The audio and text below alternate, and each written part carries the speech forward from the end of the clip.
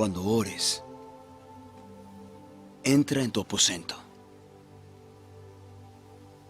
y cerrada tu puerta, ora a tu Padre que está en secreto. Y tu Padre que ve en lo secreto te recompensará en público. Y al orar, no uséis vanas repeticiones como los gentiles, que piensan que por su palabrería serán oídos.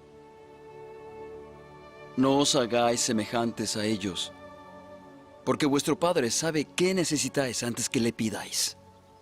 Vosotros, pues, oraréis así.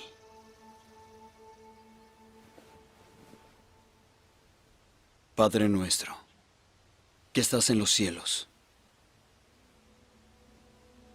santificado sea tu nombre. Venga tu reino. Hágase tu voluntad como en el cielo, así también en la tierra. Danos hoy el pan nuestro de cada día. Y perdona nuestras deudas como también nosotros perdonamos a nuestros deudores. Y no nos metas en tentación, mas líbranos del mal. Porque tuyo es el reino, y el poder, y la gloria por todos los siglos. Amén.